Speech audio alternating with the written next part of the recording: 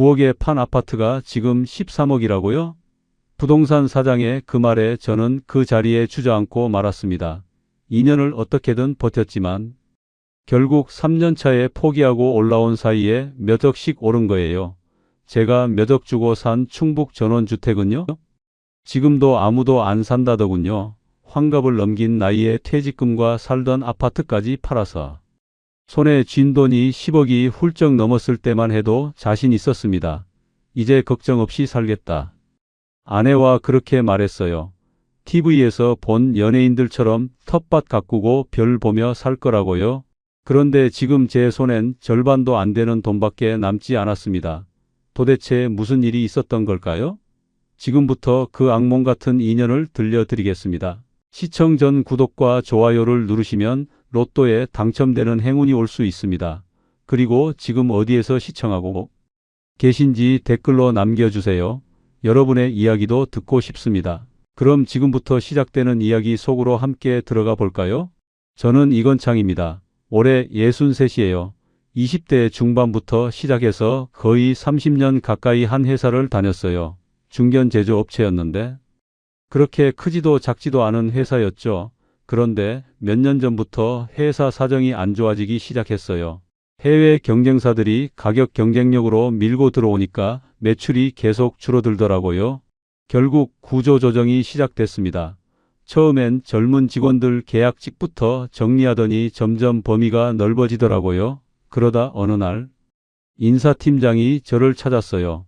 이 과장님 잠깐 사무실로 오시겠습니까? 그 말을 듣는 순간 알았죠. 아, 이제 내 차례구나. 명예퇴직 권고였습니다. 솔직히 말하면 억울하지 않았다면 거짓말이에요. 27년을 한 회사에 바쳤는데 이렇게 나가야 하나 싶었죠. 하지만 어쩌겠어요. 회사도 살아남아야 하니까요. 퇴직금은 생각보다 괜찮았어요. 2억 5천 정도 받았습니다. 그리고 집도 있었죠. 경기도 안양 쪽에 살던 아파트가 있었는데 오래 살다 보니 가격이 꽤 올랐더라고요. 부동산에 물어보니까 9억 정도 된다고 하더라고요. 계산을 해봤어요. 퇴직금 2억 5천에 집 팔면 9억 합치면 거의 12억 가까이 되는 돈이잖아요. 와, 이 정도면 정말 여유롭게 살 수 있겠는데. 아내한테 말했죠. 여보, 우리 이제 걱정 없이 살 수 있을 것 같아. 아내도 웃으면서 그러더라고요. 당신 고생 많았어. 이제 좀 쉬면서 살자. 그런데 집에만 있으니까 심심하더라고요. 아침에 일어나서 산책하고 집에 와서 TV 보고 점심 먹고 또 TV 보고 저녁 되면 뭐 했나 싶을 정도로 하루가 그냥 지나가는 거예요. 예전엔 회사 다니느라 정신없었는데 이렇게 시간이 많으니까 오히려 더 답답하더라고요. 그러다가 어느 날 TV를 보는데 연예인들이 시골에서 사는 프로그램이 나오더라고요. 한 배우 부부가 나왔는데 아침에 일어나서 텃밭에서 직접 키운 상추로 쌈을 싸 먹고 토마토 따서 먹고 그런 모습이 정말 부러웠어요. 여보, 저거 봐. 저렇게 사는 것도 괜찮을 것 같지 않아? 아내도 관심 있게 보더라고요. 그러게 진짜 좋아 보인다. 사실 저도 어릴 때는 시골에서 자랐거든요. 충청도 작은 마을이었는데 할아버지가 농사를 지으셨어요. 어릴 때 할아버지 따라다니면서 밭을 거들던 기억이 나요. 여름에 수박 따먹고 겨울에 군고구마 구워 먹고 그런 추억들이 있었죠. 그런데 부모님이 공부 열심히 해서 서울 가라고 하셨어요. 그래서 고등학교 졸업하고 서울로 올라왔고 그 뒤로는 쭉 도시에서만 살았어요. 한 번도 시골로 돌아갈 생각을 못했죠. 그런데 나이가 드니까 자꾸 그 시절이 그리워지더라고요. 언젠가는 시골로 돌아가서 살고 싶다, 그런 마음이 항상 있었어요. 아내랑 진지하게 얘기를 나눴습니다. 여보, 우리 진짜 시골 가서 살아볼까? 아이들도 다 독립했잖아. 큰아들 준호도 결혼해서 따로 살고 있고 우리 둘만 있으면 되잖아. 아내도 찬성이었어요. 사실 아내도 시골 출신이었거든요. 전라도가 고향이었는데 결혼하고 서울 와서 30년 넘게 살면서 늘 고향을 그리워했어요. 맞아, 우리 이제 우리만의 시간 가져보자. 서울은 공기도 나쁘고 아파트에서는 화분 하나 제대로 못 키우잖아. 그렇게 결정이 됐습니다. 결심을 하고 나니까 모든 게 빠르게 진행됐어요. 인터넷으로 전원주택을 찾기 시작했습니다. 매일 부동산 사이트를 들여다봤죠. 경기도 쪽은 너무 비싸더라고요. 아파트 가격이랑 별 차이가 없었어요. 강원도는 겨울이 너무 춥다고 하더라고요.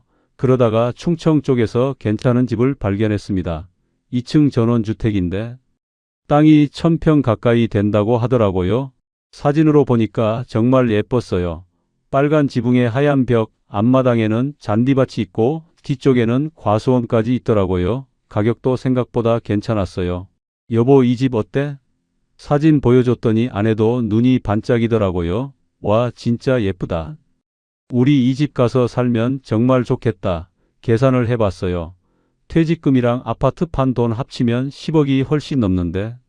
전원주택 사고도 충분히 남잖아. 한 달에 얼마씩 쓴다고 해도 한참을 살 수 있을 것 같았어요. 걱정 없겠는데? 정말 주변 사람들한테도 말했어요.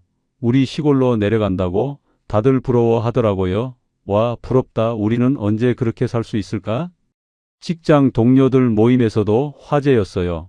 이 과장 진짜 제대로 놀고 먹겠네. 그런 말들을 들으면서 더욱 확신을 갖게 됐죠. 내 선택이 맞구나. 이제 정말 행복하게 살 수 있겠구나. 직접 보러 갔습니다. 아내랑 둘이서 차 타고 갔어요. 마치 여행 가는 기분이었죠. 고속도로를 달리면서 창밖에 펼쳐진 들판과 산을 보는데 마음이 뻥 뚫리더라고요. 여보, 진짜 시골 간다니까 설렌다. 이런 기분 오랜만이야. 아내도 웃으면서 그러더라고요. 우리 여행 가는 거 맞지? 진짜 새로운 인생 시작이네. 그렇게 웃고 떠들며 음악도 틀고 커피도 마시면서 신나게 갔어요. 그때는 몰랐죠. 그 길이 우리 인생을 바꿔놓을 줄은. 도착해서 보니까 와, 사진보다 훨씬 좋았어요. 공기는 맑고 조용하고 멀리 산이 보이고. 여보, 여기서 살면 정말 행복할 것 같아. 집주인이 나와서 이것저것 설명해 주더라고요. 지붕은 몇 년 전에 새로 했고 보일러도 그렇게 오래되지 않았고 수도도 잘 나온다고. 겨울에는 어떤가요? 물어봤더니 프로판 가스 쓰는데 괜찮다고 하더라고요. 그냥 믿었어요. 의심할 이유가 없었거든요. 집도 깨끗해 보였고 주변 환경도 좋았고 탑사 온 날은 날씨도 화창했고 봄 같은 기분이었어요. 집안을 둘러봤습니다. 거실도 넓고 방도 2개나 있고 주방도 깔끔하더라고요. 2층에 올라가니까 전망이 정말 좋았어요. 창문 밖으로 산과 들판이 한눈에 보이고 여보, 여기 서재로 쓰면 좋겠다. 책 읽으면서 이 풍경 보면 정말 좋을 것 같아. 마당도 나가봤어요. 잔디가 깔려 있고 뒤쪽으로 가니까 텃밭으로 쓸 수 있는 공간이 넓게 있더라고요. 여기 상추도 심고 배추도 심고 토마토도 키우면 되겠네. 상상만 해도 즐거웠어요. 그 자리에서 계약금을 냈습니다. 몇천만 원을 바로 입금했어요. 집주인도 좋아하더라고요. 잘 오셨습니다. 여기서 행복하게 사세요. 이웃들도 다 좋은 분들이에요. 그때는 그 말을 믿었죠. 부동산 사장도 축하한다고 하더라고요. 좋은 선택하셨어요. 요즘 귀촌 많이 하시는데 이 집은 정말 괜찮은 집입니다. 집으로 돌아오는 길에 아내랑 계속 얘기했어요. 텃밭에는 뭘 심을까? 상추랑 배추는 기본이고 토마토도 심고 고추도 심어야지. 봄에는 꽃도 많이 심고 여름에는 수박도 키워보고 가을에는 고구마도 캐고 겨울에는 김장도 담그고 상상만 해도 즐거웠어요. 빨리 이사 가고 싶더라고요. 아내도 신이 나서 이것저것 계획을 세우더라고요. 마당에 평상도 하나 놓고 저녁에는 거기 앉아서 차 마시고 별도 보고 그래서 바로 아파트 매물을 내놨습니다. 다행히 금방 관심 있다는 사람들이 나타났어요. 위치가 좋은 곳이었거든요. 학군도 괜찮고 교통도 편하고 며칠 만에 계약이 됐어요. 가격도 생각했던 것만큼 받았고 한 달 뒤에 잔금 받기로 했어요. 모든 게 순조롭게 진행됐습니다. 큰아들 준호한테도 전화했어요. 준호야, 아빠 시골로 이사 간다. 네? 진짜요? 그래. 충청도 쪽으로 전원주택 샀어. 준호도 좋아하더라고요. 아빠 부럽다. 저도 나중에 그렇게 살고 싶어요. 가끔 놀러와. 공기도 좋고 조용하고 정말 좋더라. 알겠습니다. 꼭 갈게요. 이사 날짜도 잡았습니다. 이른 봄에 가서 텃밭 준비를 하고 싶었거든요. 짐을 정리하면서도 설렜어요. 30년 가까이 살던 아파트를 떠나는데도 전혀 아쉽지 않았어요. 오히려 새로운 인생이 시작된다는 기대감뿐이었죠. 버릴 것도 많았어요. 도시 생활하면서 모은 온갖 물건들, 이제는 필요 없을 것 같았거든요. 시골 가면 소박하게 살 거니까. 이사 전날 밤에 아내랑 아파트 베란다에 앉아서 야경을 봤습니다. 서울 불빛이 반짝이는 걸 보면서 여보 이제 이런 풍경은 안 보겠네. 아쉽지 않아? 아내가 웃으면서 그러더라고요. 아쉬울 게 뭐 있어. 이제 별 보고 살 건데. 그래 맞아 이제 우리 별 보고 살자. 그렇게 서울에서의 마지막 밤을 보냈습니다. 이사하는 날 정말 설렜어요. 이사 트럭이 도착하고 짐을 싣고 마지막으로 아파트를 둘러봤어요.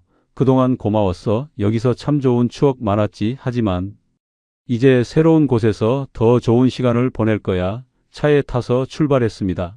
고속도로를 달리면서 점점 도시가 멀어지고 자연이 가까워지는 게 느껴졌어요. 시골집에 도착했을 때 오후였어요. 햇살이 따뜻하게 내리쬐고 바람은 선선하고 이사 트럭에서 짐을 내리는데 동네 사람들 몇 명이 구경하러 나오더라고요. 어서 오세요. 잘 오셨어요. 반갑게 인사해 주셔서 기분이 좋았어요. 옆집 아저씨도 나와서 인사하셨어요. 저는 최영호라고 합니다. 옆집 사는데 뭐 필요한 거 있으면 언제든지 말씀하세요. 감사합니다. 잘 부탁드립니다. 짐을 다 드리고 나서 집안을 정리했어요. 아내랑 둘이서 이것저것 자리를 잡고 커튼도 달고 가구도 배치하고 시간 가는 줄 몰랐어요. 저녁 무렵이 되니까 배가 고프더라고요. 여보 뭐 먹을까? 근처에 식당이 있으려나? 차 타고 나가봤더니 꽤 멀리 가야 작은 식당이 하나 있더라고요. 그날은 간단하게 먹고 들어왔습니다. 첫날 밤은 정말 특별했어요. 불을 다 끄고 밖에 나가봤는데 별이 쏟아지더라고요. 서울에서는 절대 볼 수 없는 풍경이었어요. 아내 불러서 같이 봤죠. 여보 이것 봐. 별이 정말 많아. 아내도 감탄하더라고요. 와 정말 대박이다. 이렇게 많은 별은 처음 봐. 마당에 의자 2개 갖다 놓고 한참을 별을 봤습니다. 아무 말 없이 그냥 하늘만 쳐다봤어요. 별똥별도 보이더라고요. 여보 저기 별똥별 소원 빌어. 웃으면서 소원을 빌었죠. 우리 여기서 행복하게 오래오래 살자. 그렇게 첫날이 지나갔습니다. 잠자리에 누웠는데 너무 조용해서 이상할 정도였어요. 서울에서는 항상 차 소리 사람 소리 들렸는데 여기는 정말 고요하더라고요. 가끔 바람 소리나 벌레 소리만 들리고 이게 진짜 전원 생활이구나. 이렇게 조용한 곳에서 산다는 게 금방 잠이 들었어요. 아침에는 새 소리에 눈을 떴어요. 알람 없이 자연스럽게 일어나는 게 이렇게 좋은지 몰랐어요. 시계를 보니까 아침 6시쯤이었어요. 창문을 여니까 신선한 공기가 확 들어오더라고요. 숨을 깊이 들이마셨죠. 와, 공기가 정말 다르네. 아내도 일어나서 창문을 열고 기지개를 켜더라고요. 아침 공기 진짜 좋다. 이렇게 상쾌한 건 처음이야. 간단하게 아침을 먹고 집 주변을 산책했습니다. 천천히 걸으면서 이것저것 구경했어요. 집 앞으로 작은 길이 나 있고 옆으로는 논이 펼쳐져 있고 저 멀리 산이 보이고 봄이 오면 여기 꽃이 많이 피겠다. 개나리도 피고 벚꽃도 피고 상상만 해도 예뻤어요. 동네를 한 바퀴 돌고 집으로 돌아왔습니다. 그날부터 본격적으로 텃밭을 만들기 시작했어요. 뒤쪽에 있는 땅을 보니까 잡초가 많이 자라 있더라고요. 이거 다 뽑아야 하는구나. 삽이랑 괭이를 들고 나가서 땅을 갈기 시작했습니다. 처음 해보는 일이라 힘들었어요. 몇 번 하니까 손에 물집이 잡히더라고요. 그래도 재미있었어요. 땅을 만지면서 할아버지 생각이 났어요. 어릴 때 할아버지가 이렇게 농사를 지으셨구나. 이게 얼마나 힘든 일인지 이제야 알겠어. 며칠 동안 열심히 땅을 갈았습니다. 아내도 나와서 도와줬어요. 여보 너무 무리하지 마. 천천히 하자. 괜찮아. 이 정도는 할만해. 사실 허리가 아프고 팔도 아팠지만 참았어요. 이 정도는 견뎌야지. 뭐 일주일쯤 지나서 드디어 텃밭이 완성됐습니다. 그렇게 넓지는 않았지만 상추랑 배추랑 토마토 정도는 충분히 심을 수 있을 것 같았어요. 마을 슈퍼에 가서 씨앗을 샀습니다. 할머니가 운영하시는 작은 슈퍼였는데 친절하시더라고요. 뭐 필요하세요? 상추 씨앗이랑 배추 씨앗 있어요? 있지 여기 있어요. 처음 심으시는 거예요? 네 처음이에요. 그럼 이것도 사가세요. 비료하고 모종도 몇 개 가져가시면 좋아요. 이것저것 사가지고 집으로 왔습니다. 씨를 뿌리고 모종을 심었어요. 아내랑 둘이서 한 줄씩 나눠서 심었죠. 여보, 이거 이렇게 심으면 돼? 응. 대충 이 정도 간격으로 심으면 될 것 같아. 정확히 아는 건 아니었지만 그럭저럭 심었어요. 다 심고 나서 물을 흠뻑 줬습니다. 잘 자라라, 우리 예쁘게 키울게 웃으면서 얘기했어요. 매일 아침 일어나면 제일 먼저 텃밭에 갔습니다. 물을 주고 잡초를 뽑고 혹시 벌레가 있나 확인하고 며칠 지나니까 싹이 나오기 시작하더라고요. 여보 와 봐, 싹이 났어. 아내도 달려와서 신기해 하더라고요. 정말? 어디? 저기 봐. 작은 싹이 고개를 내미는 걸 보니까 정말 기분이 좋더라고요. 우리가 심은 게 자라는구나. 오후에는 집 주변을 정리했어요. 마당에 있는 잡초도 뽑고 돌도 치우고 나무 가지도 정리하고 할 일이 많았지만 힘들지 않았어요. 오히려 몸을 움직이니까 건강해지는 기분이었죠. 회사 다닐 때는 하루 종일 앉아만 있었는데 이렇게 움직이니까 좋더라고요. 저녁에는 아내랑 마당에 앉아서 차를 마셨습니다. 평상을 하나 샀거든요. 거기 앉아서 하늘을 보면서 오늘 하루를 얘기하고 여보, 오늘 텃밭에서 새싹 몇 개 더 났어. 그래? 나도 봤어. 토마토 모종도 잘 자라는 것 같아. 별것 아닌 얘기들이었지만 행복했어요. 주말에는 큰아들 준호가 놀러 왔습니다. 아빠, 여기 정말 좋네요. 그치? 공기도 좋고 조용하지? 준호가 집을 둘러보더니 감탄하더라고요. 저도 나중에 이런 데서 살고 싶어요. 웃으면서 얘기했죠. 너도 나이 들면 알게 될 거야. 이런 게 얼마나 좋은지. 준호랑 같이 텃밭도 구경하고 마을도 한 바퀴 돌았습니다. 준호가 가면서 그러더라고요. 아빠, 진짜 잘 선택하신 것 같아요. 여기서 행복하게 사세요. 한 달이 정말 빨리 지나갔어요. 매일매일이 새로웠고 지루할 틈이 없었어요. 아침에 일어나서 텃밭 돌보고 점심 간단하게 먹고 오후에는 산책하거나 집 주변 정리하고 저녁에는 아내랑 이야기하고 이런 생활이 계속될 줄 알았어요. TV에서 본 것처럼 말이에요. 여보, 우리 진짜 잘 왔지? 최고의 선택이었어. 아내도 웃으면서 대답하더라고요. 응, 정말 잘 왔어. 여기서 평생 살 수 있을 것 같아. 텃밭에 채소들도 잘 자라고 있었어요. 상추가 제일 빨리 자라더라고요. 한 달쯤 지나니까 먹을 수 있을 정도로 자랐어요. 직접 키운 상추로 쌈을 싸 먹었습니다. 맛이 달랐어요. 마트에서 사 먹던 것보다 훨씬 맛있더라고요. 여보, 이거 봐. 우리가 직접 키운 거야. 정말 뿌듯했어요. 밤에는 책도 많이 읽었어요. 서울에서 살 때는 시간이 없어서 못 읽었던 책들을 이제야 읽게 됐죠. 거실 소파에 앉아서 책을 읽는데 창밖으로 별이 보이고 바람 소리가 들리고 이런 게 진짜 여유구나. 이게 진짜 삶이구나. 그렇게 생각했어요. 한 달 동안은 정말 행복했습니다. 신혼여행 같았죠. 모든 게 새롭고 모든 게 즐거웠어요. 이웃들도 가끔 인사하러 오고 마을 슈퍼 할머니도 친절하고 여기서 평생 살 수 있겠다, 그런 확신이 들었어요. 하지만 그게 착각이었다는 걸 곧 알게 됐습니다. 두 번째 달이 시작되면서 뭔가 이상한 느낌이 들기 시작했어요. 마을 사람들 표정이 달라지더라고요. 처음에는 반갑게 인사하던 분들이 점점 쌀쌀맞게 변했어요. 마을 슈퍼에 가면 할머니들이 수군거리는 소리가 들렸죠. 저기 새로 온 사람들 말이야. 서울에서 왔다며? 돈 많이 있나 봐. 저렇게 큰 집 사서. 목소리를 낮춰서 얘기하는데 다 들렸어요. 뭔가 불편한 기분이 들더라고요. 어느 날 옆집 최영호 씨가 찾아왔습니다. 표정이 심각하더라고요. 이 선생님, 죄송한데 잠깐 나와 보실 수 있어요? 뭔가 문제가 있나 싶어서 나갔죠. 담장 쪽을 가리키면서 얘기하더라고요. 이게 말이죠. 담장 위치가 좀 이상한 것 같아서요. 네? 무슨 말씀이세요? 제가 측량을 좀 해봤는데 이 담장이 우리 땅을 침범한 것 같아요. 얼추 반 미터 정도는 넘어온 것 같은데요. 깜짝 놀랐죠. 그건 제가 한 게 아니라 이전에 살던 분이 하신 건데요. 그런 거 저는 모르죠. 지금 여기 주인은 이 선생님이잖아요. 그러면서 측량비랑 담장 다시 세우는 비용을 내라고 하더라고요. 계산해 보니까 몇백만 원이 나왔어요. 어쩔 수 없이 돈을 냈습니다. 따지고 싸우기도 싫었고 앞으로 같이 살아야 하는 이웃이니까요. 하지만 기분은 정말 나쁘더라고요. 그런데 며칠 뒤에 또 찾아왔어요. 이번에는 텃밭 얘기였습니다. 이 선생님, 텃밭에 심으신 나무 있잖아요. 가지가 우리 쪽으로 넘어왔어요. 나무를 왜요? 열매 좀 같이 먹으면 되잖아요. 안 됩니다. 내 땅에 가지가 넘어오면 안 돼요. 규칙이 그래요. 목소리가 딱딱하더라고요.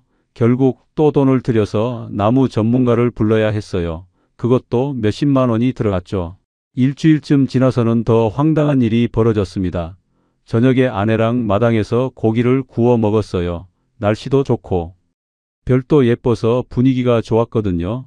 여보, 이게 진짜 전원생활이지. 근데 갑자기 옆집 최영호 씨가 담 너머로 얼굴을 내밀더니 고기 굽는 냄새 좀 안 나게 못하나요?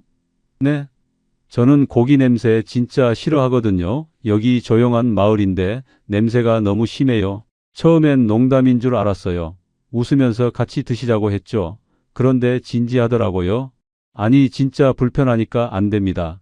결국 그날 고기를 반쯤 굽다가 불을 꺼야 했어요. 아내가 속상해 하더라고요. 여보, 우리가 우리 집 마당에서 고기도 못 구워 먹어? 나도 화가 났지만 참았죠. 이웃이랑 싸우기 싫어서요. 며칠 뒤에는 더 큰일이 벌어졌습니다. 저녁에 집에서 클래식 음악을 틀었어요. 볼륨도 크지 않았어요. 거실에서 조용히 듣고 있었는데 갑자기 밖에서 사이렌 소리가 들리더라고요. 여보, 저게 뭐야? 나가보니까 경찰차였어요. 신고가 들어왔습니다. 소음 때문에요.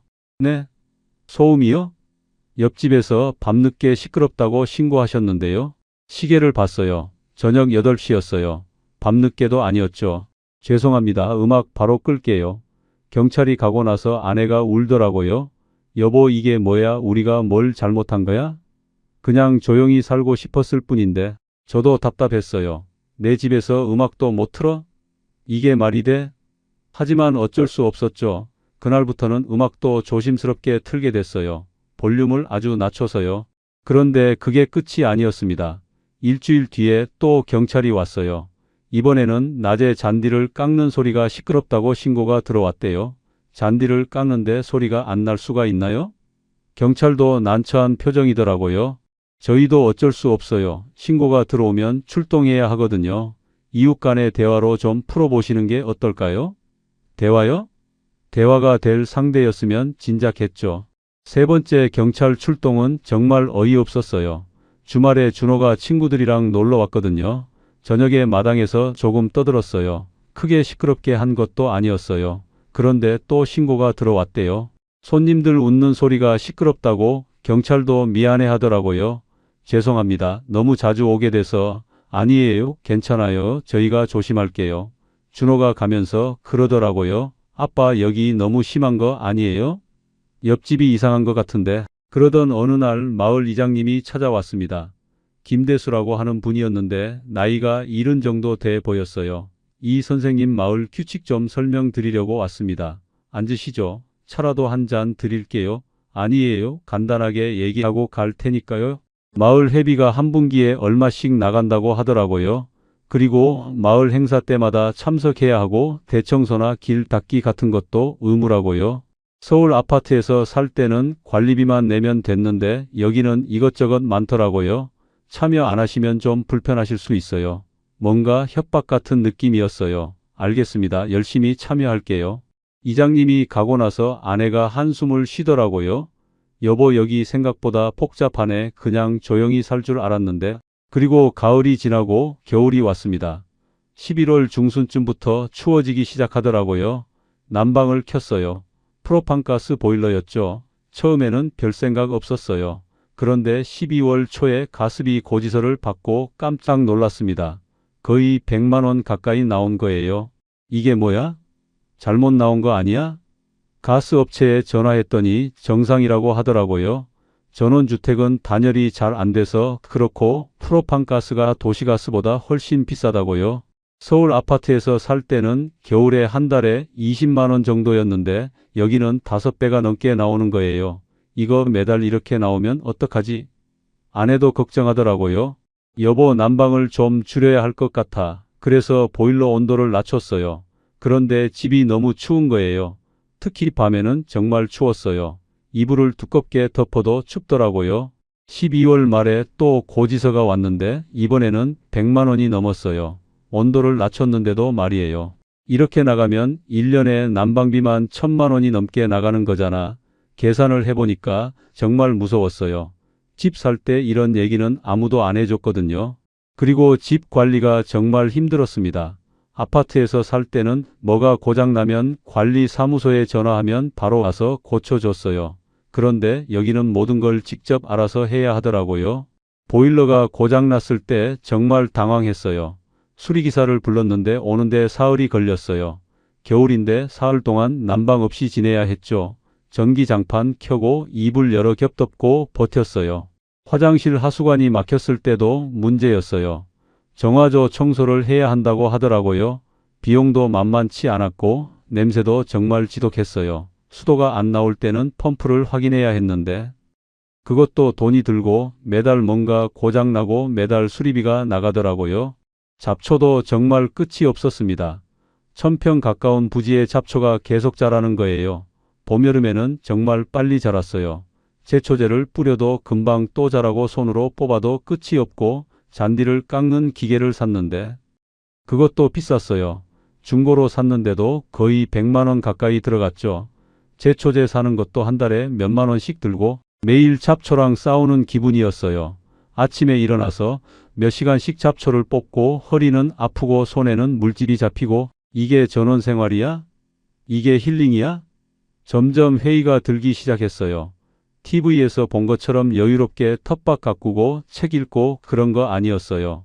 매일 뭔가와 싸우고 있는 기분이었죠. 통장 잔고도 점점 줄어들었어요. 담장 수리비, 집 수리비, 난방비, 생활비, 매달 나가는 돈이 생각보다 훨씬 많았어요. 이렇게 나가면 안 되는데 걱정이 되기 시작했습니다. 하지만 아직은 괜찮다고 생각했어요. 돈이 충분히 있으니까 조금만 절약하면 되겠지. 그렇게 버텼습니다. 첫 겨울이 정말 추웠어요. 생각보다 훨씬 추웠습니다. 1월이 되니까 영하 10도 밑으로 내려가는 날이 많았어요. 서울도 춥긴 했지만 여기는 바람까지 세게 불어서 체감 온도가 훨씬 낮았죠. 집 안에 있어도 춥고 밤에는 정말 견디기 힘들 정도였어요. 어느 날 밤에 눈이 내리기 시작했습니다. 창문 밖을 보니까 하얀 눈이 펑펑 쏟아지더라고요. 여보, 눈 온다. 눈. 처음에는 예뻐 보였어요. 하지만 아침에 일어나서 밖을 보니까 생각이 달라졌습니다. 마당에 눈이 무릎까지 쌓여 있는 거예요. 이거 치워야 하는데 시계를 보니까 새벽 5시쯤이었어요. 아내는 아직 자고 있었어요. 혼자 일어나서 옷을 두껍게 입고 밖으로 나갔습니다. 눈 치우는 삽을 들고 마당으로 나갔죠. 숨을 들이마시니까 코가 얼얼하더라고요. 정말 추웠어요. 하지만 이거 안 치우면 나중에 더 힘들 것 같았거든요. 삽으로 눈을 떠서 옆으로 치우기 시작했습니다. 처음에는 괜찮았어요. 눈도 생각보다 가볍고 할만하다고 생각했죠. 1시간쯤 했을까요? 조금씩 힘들어지기 시작했어요. 허리도 아프고 팔도 아프고 하지만 거의 다 치웠으니까 조금만 더 하면 되겠다 싶었어요. 집 앞쪽을 거의 다 치우고 뒤쪽으로 갔습니다. 그런데 그때였어요. 발을 헛디뎠어요. 눈 밑에 얼음이 있었나 봐요. 미끄러지면서 중심을 잃었죠. 아 하는 소리와 함께 넘어졌습니다. 쿵 하는 소리가 났어요. 그리고 다리에서 뚝 하는 소리가 들렸습니다. 순간 엄청난 통증이 몰려왔어요. 다리를 움직일 수가 없었어요. 아, 아파. 소리가 저절로 나왔습니다. 일어나려고 했는데 다리에 힘이 안 들어가더라고요. 이게 뭐야? 왜 이래? 땀이 식은 땀으로 바뀌었어요. 겨울인데도 땀이 비 오듯 쏟아졌죠. 주머니에서 핸드폰을 꺼냈습니다. 손이 떨려서 제대로 누르기도 힘들었어요. 119를 눌렀죠. 여보세요. 구급차 좀 보내주세요. 제가 넘어져서 다리를 다친 것 같아요. 위치가 어디세요? 충청 쪽인데요. 전원주택 단지요. 아, 거기면 시간이 좀 걸릴 것 같은데요. 구급차가 지금 다른 곳에 출동 중이거든요. 얼마나 걸려요? 최소 1시간 반 정도는 걸릴 것 같아요. 1시간 반이요? 네, 죄송합니다. 최대한 빨리 보내드릴게요. 전화를 끊고 나서 정말 막막했어요. 1시간 반을 이 추위에 여기 누워 있어야 한다고? 다리는 점점 더 아프고 몸은 점점 더 추워지고 아내를 불러야 하나 생각했지만 목소리가 잘 안 나왔어요. 통증 때문에 제대로 소리를 지를 수가 없었거든요. 그냥 여기 누워서 기다릴 수밖에 없었어요. 눈은 계속 내리고 있었고 옷은 점점 젖어가고 있었습니다. 시간이 정말 안 가더라고요. 핸드폰으로 시계를 보면 겨우 몇 분밖에 안 지났어요. 추위와 통증과 싸우면서 버텼습니다. 왜 여기 왔을까? 서울에 있었으면 구급차가 10분이면 왔을 텐데 후회가 밀려왔어요. 하지만 이미 늦었죠. 30분쯤 지났을 때 아내가 깨서 나왔습니다. 여보 어디 갔어? 밖에서 신음소리를 들었나 봐요. 마당으로 나와서 저를 발견하고 비명을 질렀어요. 여보 무슨 일이야? 달려와서 저를 붙들었죠. 다리 다쳤어. 구급차 불렀는데 1시간 반 걸린대. 뭐라고? 1시간 반이나? 아내가 담요를 가지고 와서 덮어줬어요. 추우면 안 되잖아. 옆에 앉아서 제 손을 잡아줬습니다. 괜찮아, 곧 올 거야. 하지만 아내의 손도 떨리고 있었어요.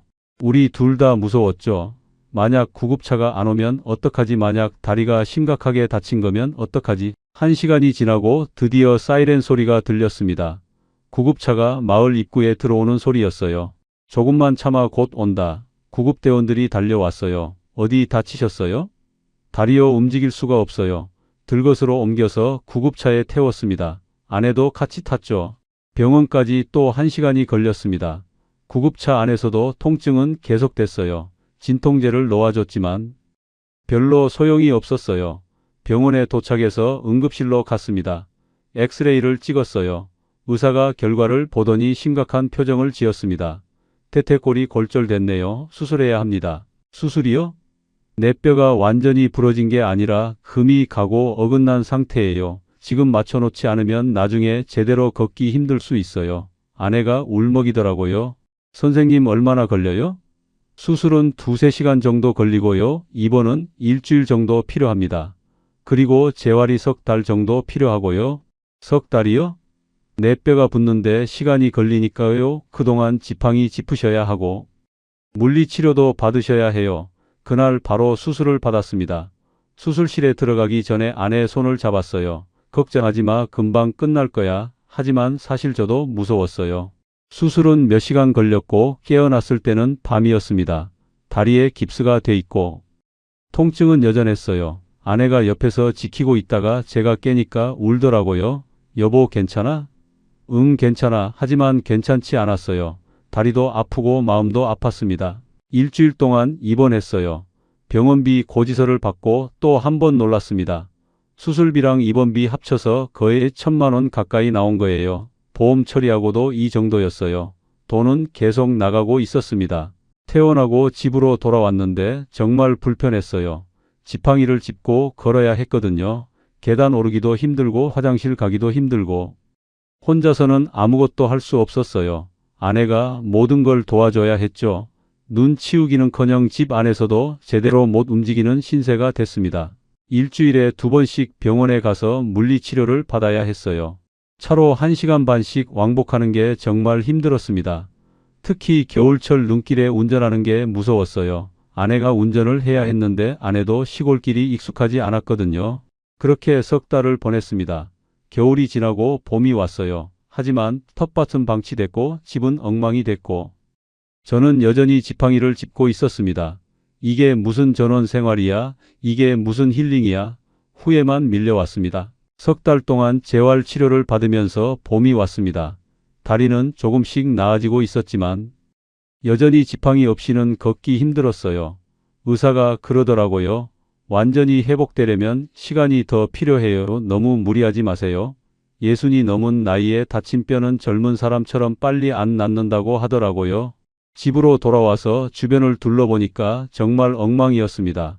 겨울 동안 방치된 텃밭은 잡초가 우거지고 마당도 지저분하고 제가 다치는 바람에 아내 혼자서는 감당이 안 됐거든요.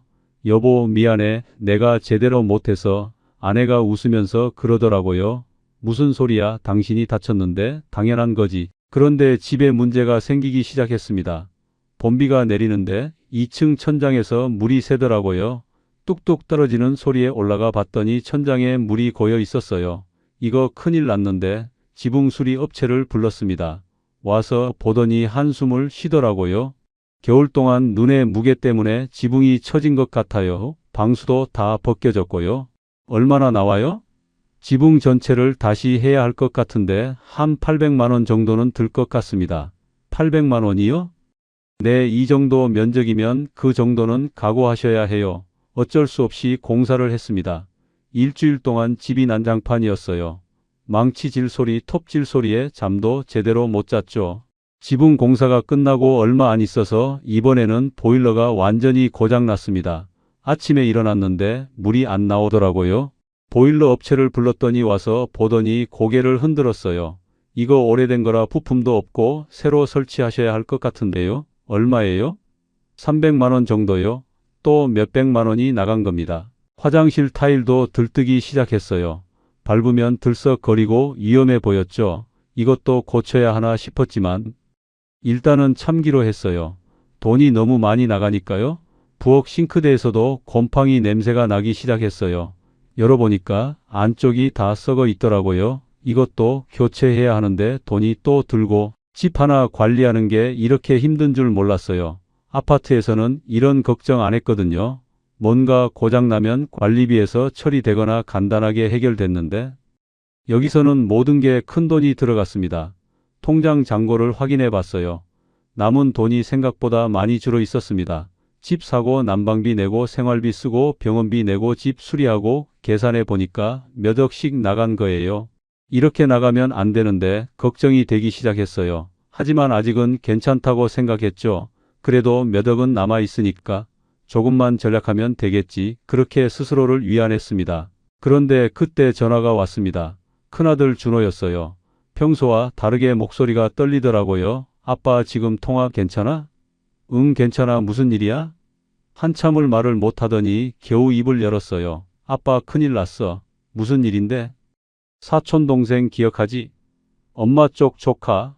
응, 기억하지. 음식점 한다고 했더네. 그 친구가 음식점 창업한다고 보증을 서달라고 했거든. 처음에는 거절했는데 고모가 계속 전화하고 엄마도 도와주라고 해서 내가 보증을 섰어. 그런데 그 친구가 몇 달 만에 가게 접고 잠적했어. 지금 내가 떠안게 된 돈이 몇 억이야.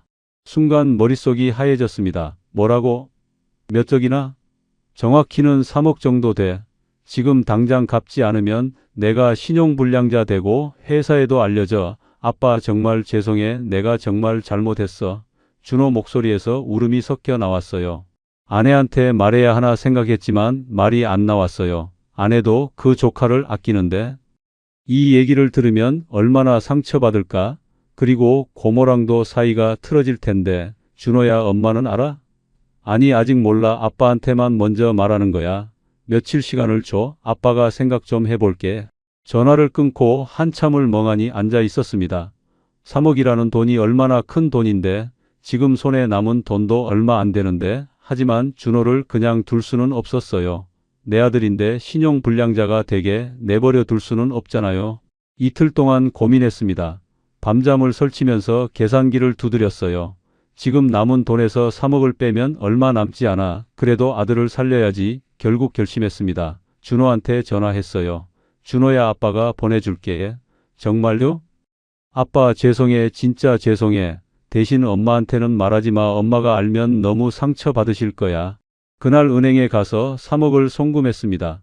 손이 떨렸어요. 이렇게 큰 돈을 보내는 게 무서웠거든요. 하지만 어쩔 수 없었죠. 아들을 위한 거니까. 송금 확인 문자가 오고 나서 통장 잔고를 봤습니다. 남은 돈이 절반도 안 됐어요. 집으로 돌아와서 아내한테는 아무 말도 못했습니다. 여보 어디 갔다 와? 응.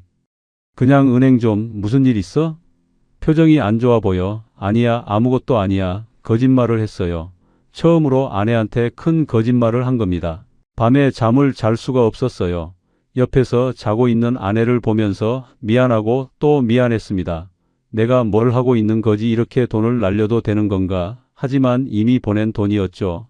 며칠 뒤에 아내가 통장 정리를 하다가 물어봤어요. 여보 돈이 많이 줄었네? 집 수리하고 병원비 내고. 그러니까 그래 이 정도면 괜찮은 거 아냐? 아내는 아무것도 모르고 있었습니다. 준호한테 몇 억을 보낸 걸 몰랐죠. 말해야 하나 고민했지만 말할 수가 없었어요. 그리고 얼마 뒤에 문득 생각이 들었습니다. 증여세는 어떻게 되는 거지? 자식한테 큰돈을 주면 증여세를 내야 한다는 얘기를 들은 것 같았거든요. 인터넷으로 찾아봤더니 정말 그렇더라고요. 일정 금액 이상은 신고를 해야 하고 세금을 내야 한다고 세금까지 내야 한다는 생각에 머리가 지끈거렸습니다. 통장 잔고는 계속 줄어들었어요. 매달 생활비가 나가고 난방비가 나가고 이것저것 관리비가 나가고 계산을 해봤습니다. 이 속도로 나가면 몇 년 못 버티겠는데 불안이 엄습했어요. 어느 날 아내랑 저녁을 먹다가 말했습니다. 여보, 우리 집 팔까? 아내가 놀라서 저를 봤어요. 갑자기 무슨 소리야? 여기 생각보다 힘들잖아. 나도 다쳤고. 돈도 많이 나가고. 아내도 고민하는 표정이더라고요. 사실 나도 요즘 그 생각했어. 여기 생각보다 너무 힘들어. 그럼 서울로 돌아갈까? 그래, 일단 집을 팔아보자. 얼마에 팔릴지 모르지만 그렇게 결정이 됐습니다. 이제 여기를 나가야겠다. 더 이상은 못 버티겠다는 생각이 들었어요. 2년을 버텼지만 이제는 한계였습니다. 다음 날 바로 부동산에 찾아갔습니다. 윤상철 사장이 반갑게 맞아주더라고요. 어서 오세요. 오랜만이네요. 사장님 집 좀 팔려고 하는데요. 아, 그러세요? 그런데 요즘 시골집이 잘 안 팔리긴 해요. 일단 한번 올려는 볼게요. 얼마에 내놓을까요? 몇 억 주고 샀으니까 그것보다 조금 싸게 내놓으면 팔리지 않을까 생각했어요. 한 3억 5천 정도면 어떨까요? 윤 사장이 난처한 표정을 지었습니다. 글쎄요. 요즘 시세가 많이 떨어져서 그 가격은 좀 힘들 것 같은데 그래도 일단 그렇게 올려볼게요. 집에 돌아와서 기다렸습니다. 한 달이 지나도 전화가 안 왔어요. 부동산에 가서 물어봤죠. 사장님 문의 없었어요? 아직 없네요. 요즘 시골집 사려는 사람이 정말 없어요. 왜요? 예전에는 퀴촌붐이 있었잖아요. 그때는 그랬죠. 근데 막상 와서 살아보니까 다들 힘들어 하시더라고요. 그래서 다시 올라가시는 분들이 많아요. 그 얘기를 듣고 마음이 더 답답해졌습니다. 우리만 힘든 게 아니었구나. 다들 이렇게 힘들었구나. 가격을 좀 내려볼까요? 윤 사장이 조심스럽게 물어봤어요. 한 3억 정도로요? 그래요. 그렇게 해주세요. 또 한 달이 지났습니다. 여전히 조용했어요. 문의 전화조차 없었죠. 다시 부동산에 갔습니다. 사장님, 정말 한 통도 없었어요? 죄송해요. 진짜 요즘 안 팔려요. 더 내려야 할 것 같아요. 얼마까지요? 한 2억 8천 정도는 돼야 관심이라도 있을 것 같은데요.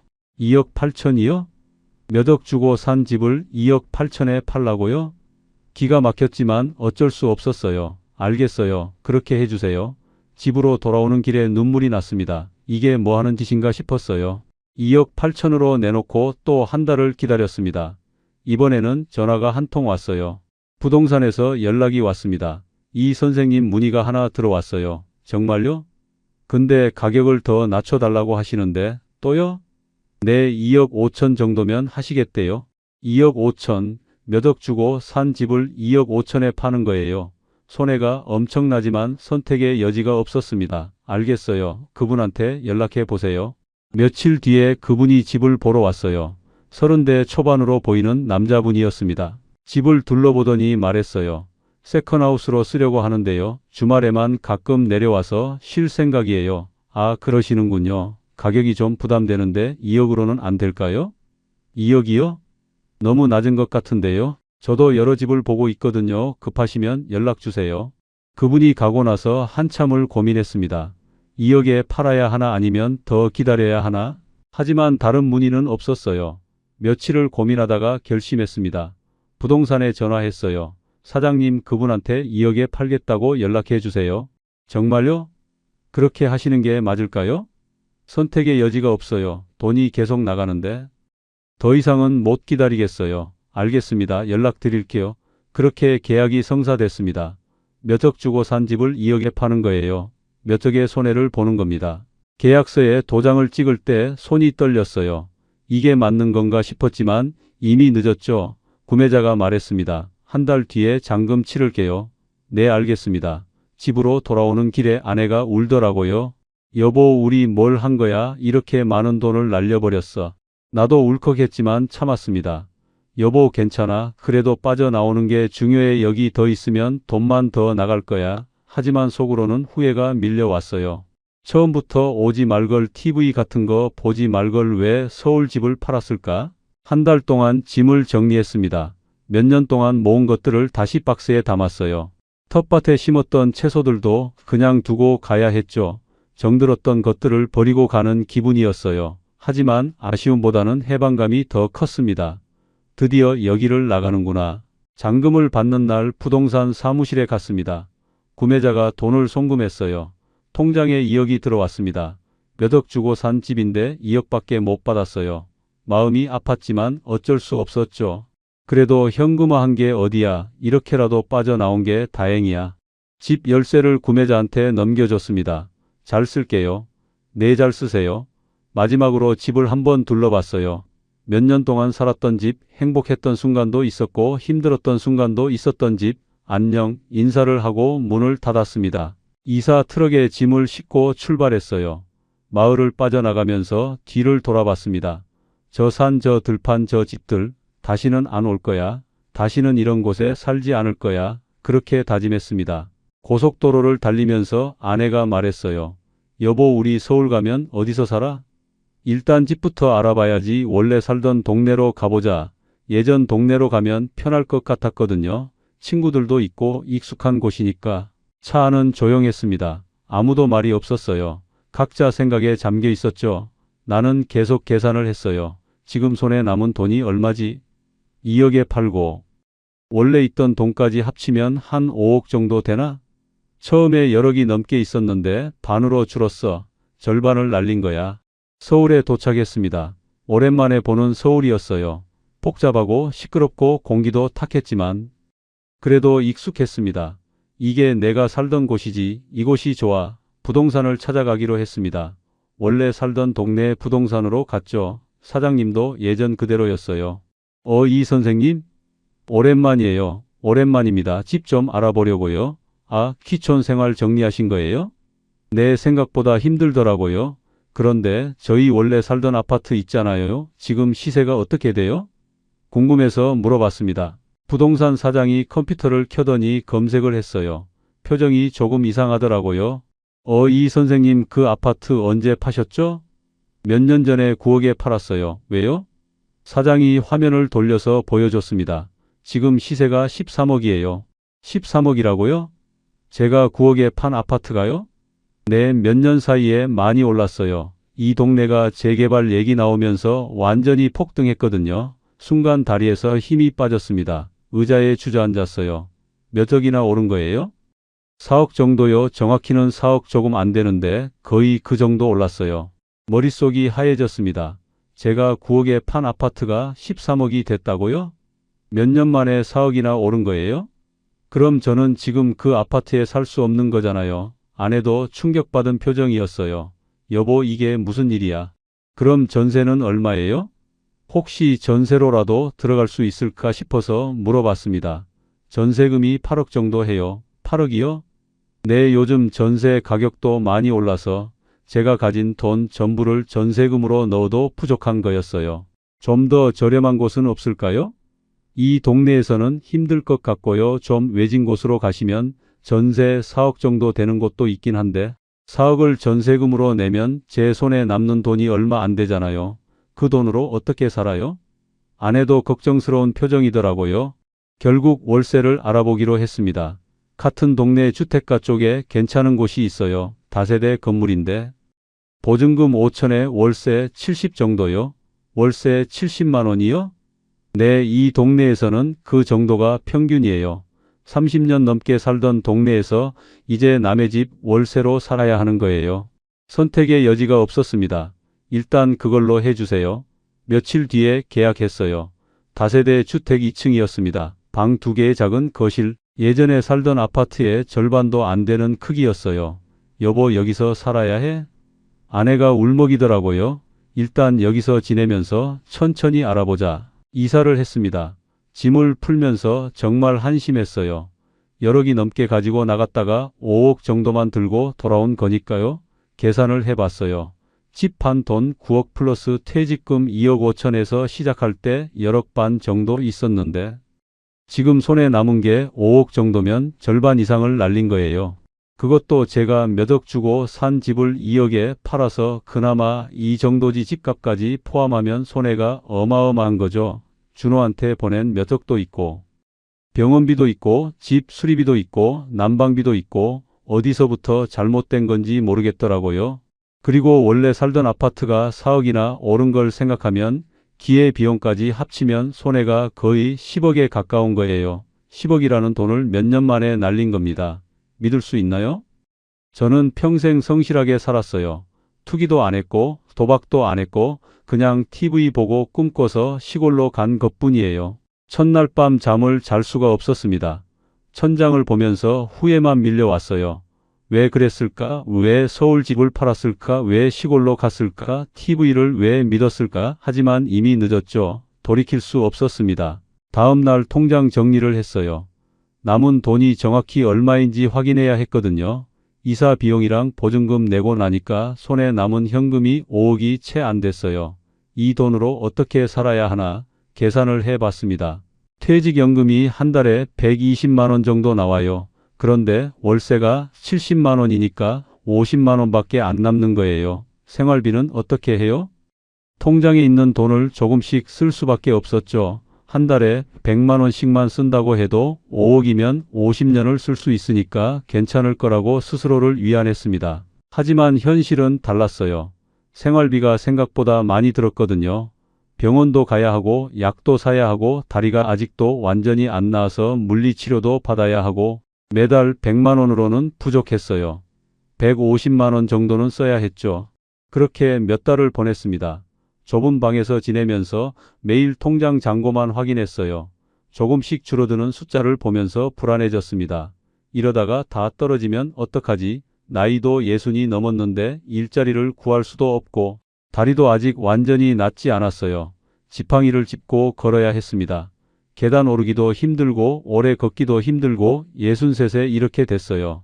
몇 년 전만 해도 건강했는데 지금은 지팡이 없이는 못 다녀요.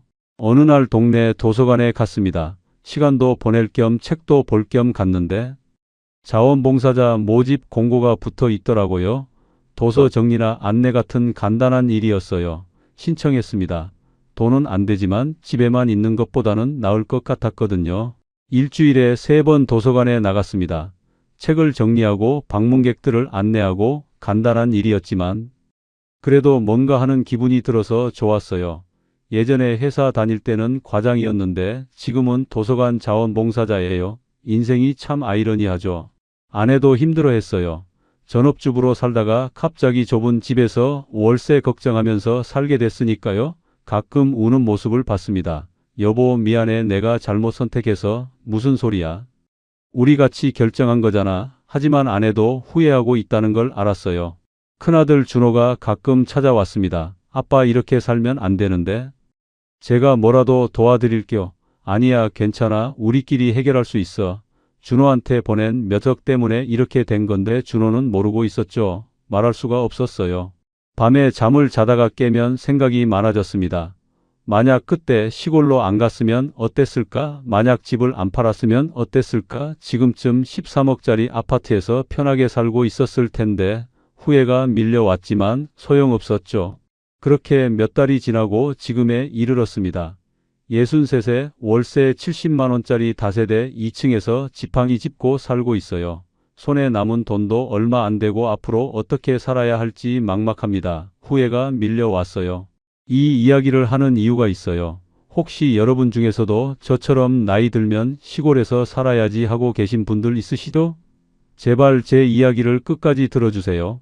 저는 정말 아무 잘못도 안 했어요. 그냥 TV 보고 꿈꿨을 뿐이에요. 평생 모은 돈 다 가지고 시골로 갔다가 반도 못 가지고 돌아왔습니다. 만약 정말로 시골 생활을 하고 싶으시다면 몇 가지 꼭 기억하세요. 첫째, 최소한 1년은 전세나 월세로 살아보세요. 사계절을 다 겪어보고 나서 결정하세요. 저는 봄에 가서 좋다고 바로 샀다가 겨울에 고생했어요. 난방비가 얼마나 나오는지, 응급 상황은 어떻게 대처하는지, 이웃들은 어떤 사람들인지 다 살아봐야 알아요. 둘째, 전 재산을 다 가져가지 마세요. 절반은 안전한 곳에 두고 가세요. 저는 아파트까지 팔아서 전부 가져갔다가 돌아올 때 집값이 폭등해서 돌아올 곳이 없었어요. 최소한 원래 살던 집은 전세라도 놓고 가세요. 그래야 나중에 돌아갈 곳이 있어요. 셋째, 응급 상황에 대비하세요. 병원까지 거리가 얼마나 되는지, 구급차가 얼마나 걸리는지 미리 확인하세요. 저는 눈 치우다가 다리가 부러졌는데 구급차가 1시간 반이나 걸렸어요. 그 시간 동안 눈 속에서 얼어 죽을 뻔했습니다. 나이 드신 분들은 특히 조심하세요. 넷째, 보증은 절대로 서지 마세요. 가족이라도 마찬가지예요. 저는 조카 보증 때문에 몇 억을 날렸어요. 그 돈이 있었으면 지금 이렇게 안 살았을 거예요. 아무리 가까운 사람이라도 보증만큼은 절대 안 됩니다. 다섯째, 이웃 관계를 신중하게 생각하세요. 시골은 생각보다 공동체 문화가 강해요. 서로의 일에 관심이 많고 규칙도 많아요. 조용히 살고 싶어서 간 거라면 오히려 더 힘들 수 있어요. 저는 고기 굽는다고 신고 당하고 음악 듣는다고 경찰 오고 정말 힘들었습니다. 이제 남은 인생을 어떻게 살아야 할지 모르겠어요. 돈도 얼마 없고 건강도 안 좋고 집도 월세고 하지만 포기하지 않으려고 해요. 그래도 살아야죠. 아내랑 둘이서 조금씩 아껴 쓰면서 살아보려고 합니다. 여러분은 제발 제 같은 실수하지 마세요. 전원생활 꿈꾸지 마세요. TV는 TV일 뿐이에요. 현실은 정말 다릅니다. 나이 들수록 병원 가까운 곳에서 살아야 해요. 편의시설 가까운 곳에서 살아야 해요. 시골은 젊을 때나 가능한 거예요. 우리의 이 사연이 마음에 남았다면 좋아요를 눌러주세요. 그리고 소중한 사람들과 함께 이 이야기를 나눠주시길 바랍니다. 여러분의 한마디가 누군가에겐 큰 위로가 될 수 있습니다. 영상이 마음에 드셨다면 구독과 좋아요 응원 부탁드립니다. 감사합니다. 왜 하필 금요일 밤이었을까요? 지금부터 제가 겪은 일을 말씀드리겠습니다. 몇 년 전 일인데 아직도 그날 밤이 생생합니다. 명절을 2주 정도 앞둔 금요일 밤이었어요. 밤 10시쯤 모르는 번호에서 100만 원이 훨씬 넘는 돈이 들어왔습니다. 그리고 이런 식 여러 번 더 들어오면서 협박 메시지가 왔죠. 월요일에 경찰 신고한다. 그날 밤 잠을 한숨도 못 잤습니다. 다음 날 새벽 4시 시장 나갔다가 제 통장에 있던 3천만 원이 훨씬 넘는 돈이 전부 동결된 걸 알았어요. 은행은 문 닫았고 도매상 대금 1,000만 원이 넘게 월요일까지 보내야 했고 딸아이 등록금도 며칠 안에 보내야 했습니다. 20년이 넘게 단 하루도 안 밀린 제가 사기꾼 취급받는 순간이었죠. 나중에 알았습니다. 이 사람들이 명절 앞두고 금요일 밤만 노렸다는 걸요. 도대체 왜 이런 일이 생긴 걸까요? 지금부터 그 악랄한 사기의 전말을 들려드리겠습니다. 시청 전 구독과 좋아요를 누르시면 로또에 당첨되는 행운이 올 수 있습니다. 그리고 지금 어디에서 시청하고 계신지 댓글로 남겨주세요. 여러분의 이야기도 듣고 싶습니다. 그럼 지금부터 시작되는 이야기 속으로 함께 들어가 볼까요? 저는 올해 57세입니다. 강원도 동해안 어느 도시 중앙시장에서 건어물 가게를 운영하고 있습니다. 가게 이름은 우철건어물이에요. 아버지가 시작하신 가게를 제가 물려받아서 벌써 22년째 운영하고 있습니다. 매일 아침 사시면 눈이 떠집니다. 시장 상인들은 다들 그래요. 새벽 공기 마시면서 시장 골목길을 걸어가는 게 제 하루의 시작이죠. 가게 셔터 올리고 건어물 상자들 정리하고 진열대 닫고 그렇게 하루를 준비합니다. 아내도 6시쯤 되면 나와서 저를 도와줍니다. 우리 부부는 아침 인사 대신에 오늘 날씨 좋네. 이런 말로 하루를 시작해요. 22년 동안 그렇게 살아왔습니다. 제 가게는 명태, 오징어, 다시마, 멸치 같은 건어물을 주로 팝니다. 특히 명절 전에는 손님들이 많이 오세요. 차례상에 올릴 북어포, 명절 선물용 건어물 세트 이런 걸 많이 사가시거든요. 그래서 명절 2주 전부터는 정말 정신없이 바쁩니다. 하루 매출이 평소에 몇 배는 됩니다. 1년 중 가장 돈 버는 시기예요. 이 대목 한번 잘 넘기면 한 해가 편안해지는 거죠. 저는 도매상하고 거래한 지도 30년이 넘었습니다. 도매상 사장 김 사장님이랑은 친구처럼 지내요. 가끔 소주 한잔하면서 시장 이야기도 하고 그래요. 김 사장님이 저한테 자주 하는 말이 있습니다. 우철이 형은 정말 신용 하나는 끝내준다. 22년 동안 대금 결제 단 하루도 안 밀렸거든요. 외상으로 물건 받아도 약속한 날짜에 칼같이 입금합니다. 그게 제 자랑이었어요. 시장에서 신용은 정말 중요합니다. 한번 신용 잃으면 끝이에요. 도매상도 물건 안 주고 다른 상인들도 손가락질하고 그렇게 되면 장사를 못합니다. 그래서 저는 평생 신용 하나만큼은 지키려고 노력했어요. 돈이 조금 없어도 빌려서라도 약속은 꼭 지켰습니다. 그게 제 원칙이었거든요. 우리 딸 민지는 올해 23입니다. 서울에 있는 대학교 4학년이에요. 내년이면 졸업인데 취업 준비한다고 바쁘게 지내고 있습니다. 민지가 대학 들어갈 때 제가 다짐했어요. 아빠가 등록금만큼은 절대 안 밀린다.